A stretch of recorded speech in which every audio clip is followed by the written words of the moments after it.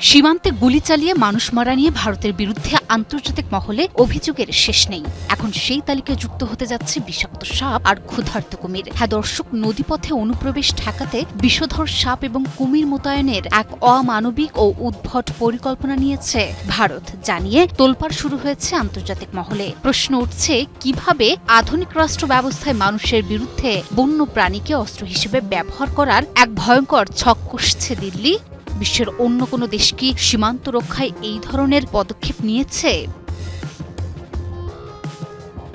বাংলাদেশের সাথে ভারতের 4096 কিলোমিটার সীমান্ত, যার বিশাল অংশ জুড়ে নদী ও জলাভূমি। প্রায় 3000 কিলোমিটার কাঁটাতারের বেড়া দিলেও যেখানে তা সম্ভব হয়নি, সেখানে বিএসএফ এর নতুন টোটকা সরীসৃপ মোতায়েন।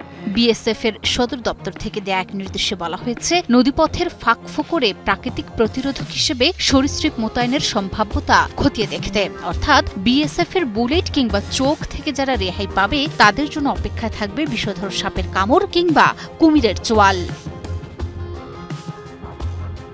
বিশ্লেষকরা বলছেন, এটি কেবল কোনো কৌশল নয়, বরং ভারতের চরম নিষ্ঠুরতা ও অমানবিকরণের চূড়ান্ত প্রতিফলন। আল জাজিরার প্রতিবেদনে গবেষক অংশুমান চৌধুরী একে জৈব রাজনৈতিক সহিংসতা হিসেবে উল্লেখ করেছেন।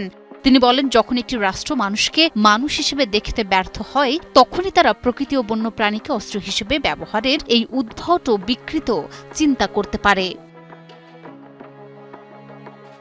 এদিকে নয়াদিল্লির দাবি, তারা জনসংখ্যাগত পরিবর্তন ঠেকাতে চায়, কিন্তু মানবাধিকার কর্মী হর্ষ মন্দর স্পষ্ট করে বলেছেন, বিচারিক প্রক্রিয়া এড়িয়ে বিচার বহির্ভূত পদ্ধতি বেছে নিতেই এই নৃশংস পথ বেছে নিচ্ছে ভারত।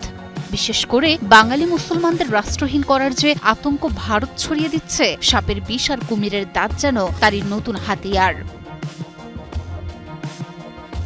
তবে এই উদ্ভট পরিকল্পনায় ভারতের নিজের নাক কেটে পরের যাত্রা ভঙ্গ করার দশা হয়েছে। কারণ ভারত রাষ্ট্র একবারও ভেবে দেখেনি এই বিষধর সাপ বা কুমির কোনো পাসপোর্ট বা ধর্ম চেনে না। সীমান্তের এই জলাভূমিগুলো বন্যাপ্রবণ। একবার এই হিংস্র প্রাণীরা ছড়িয়ে পড়লে তারা ভারতীয় না বাংলাদেশি সেই পার্থক্য করবে না। ক্ষতিগ্রস্ত হবে দুই পাড়ের মৎস্যজীবী ও সাধারণ জনপদ।